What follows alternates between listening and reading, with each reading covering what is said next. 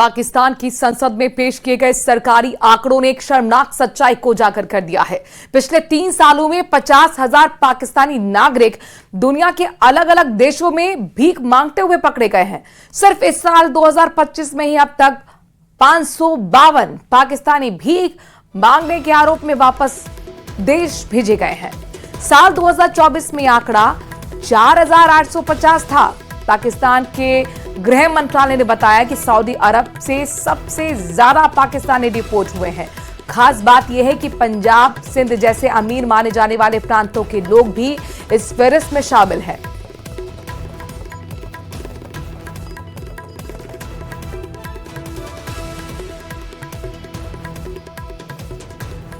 Operation सिंदूर के जरिए भारत ने दुनिया के सामने एक नई विकास गाथा लिखी है।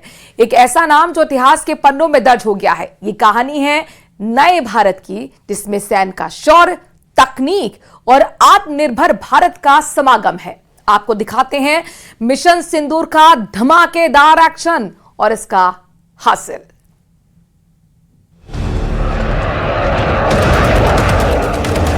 भारत माता की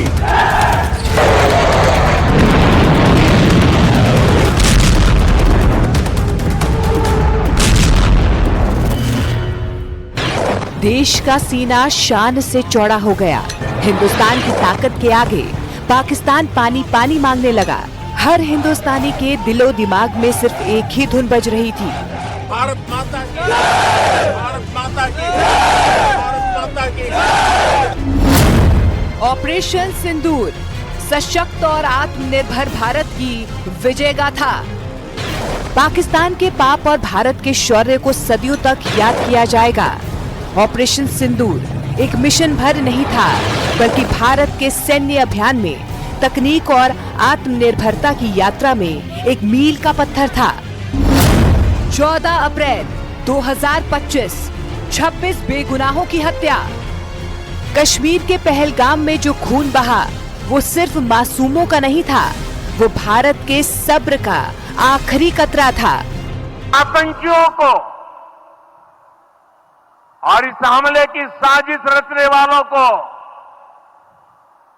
उनकी कल्पना से भी बड़ी सजा मिलेगी।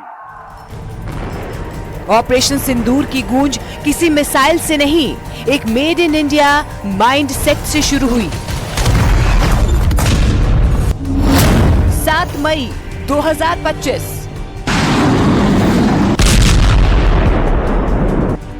7 मई की रात भारतीय वायुसेना ने अदम्य साहस का परिचय देते हुए सटीक टारगेट के साथ पाकिस्तान के 9 आतंकी ठिकानों को तबाह कर दिया और 100 से ज्यादा आतंकियों को मारने का दावा किया। पाकिस्तान के बहावलपुर, मुरीद के, सियालकोट, तेहरा कला में 4 आतंकी ठिकाने, जबकि पीओके के बरनाला, कोटली, मुजफ्फराबाद में 5 आतंकी अड्डों का नामो निशान मिटा दिया। I have no doubt in my mind that we achieved total surprise, and those strikes across those 9 terror hubs left more than 100 terrorists killed, including high-value targets such as Yusuf Azhar, Abdul Malik Rauf, and Mudassir Ahmed that were involved in the hijack of IC-814 and the Pulwama blast.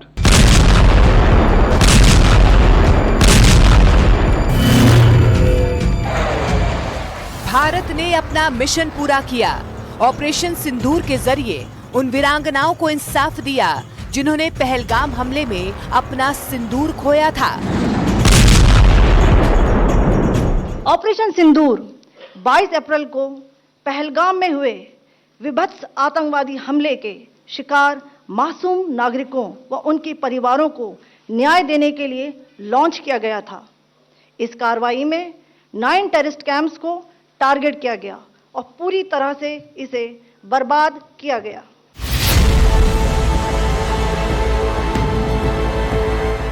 लेकिन कायद पाकिस्तान अपने आतंकियों को खोने के बाद बौखला गया। भारत के एक्शन से बौखलाए पाकिस्तान ने भारत के पश्चिमी राज्यों में बड़े पैमाने पर ड्रोन अटैक किए। लेकिन भारत के एयर डिफेंस सिस्टम ने पाकिस्तान के सभी हमलों को बेअसर कर दिया। भारत ने अपने 4 लेयर सुरक्षा प्रणाली के जरिए पाकिस्तान को धूल चटा दी।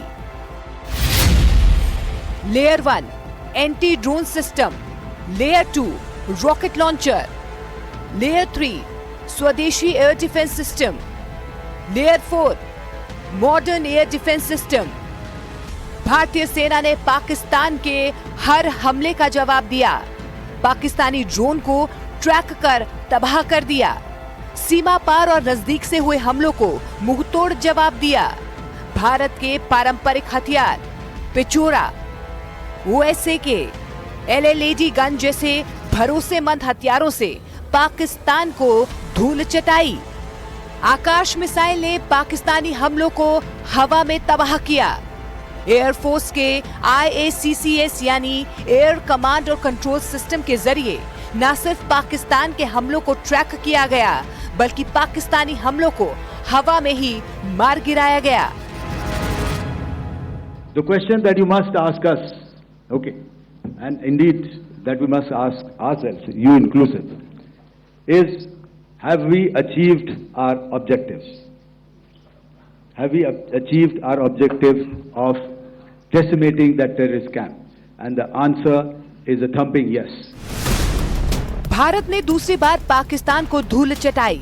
पहले प्रहार से आतंकियों के ठिकानों को तबाह किया और जैसे ही पाकिस्तान ने भारत पर हमले की कोशिश की, भारत के एयर डिफेंस ने पाकिस्तान के सभी हमलों को नाकाम कर दिया और पाकिस्तान की तुर्की से लाई गई ड्रोन, चीन से ली गई PL-15 मिसाइलें और एयर डिफेंस सिस्टम सब धरी की धरी रह गईं।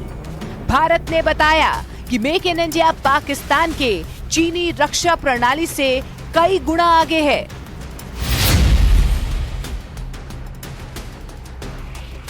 इसके बाद पाकिस्तान को सबक सिखाने के लिए भारतीय वायुसेना ने पाकिस्तान के 6 सैन्य एयरबेस पर हमले किए। पाकिस्तान के नूर खान और रहीम यार खान एयरबेस पर भारत ने करारा प्रहार किया। सिर्फ 23 मिनट में पाकिस्तान को घुटनों पर ला दिया। ये भारत का ऐसा ऑपरेशन था जब भारत ने पहले की तरह ना तो संयुक्त राष्ट्र का दरवाजा खटखटाया और ना ही पाकिस्तान को चेतावनी दी। भारत ने सीधे लड़ाकू विमान भेजे और सटीक हमला किया।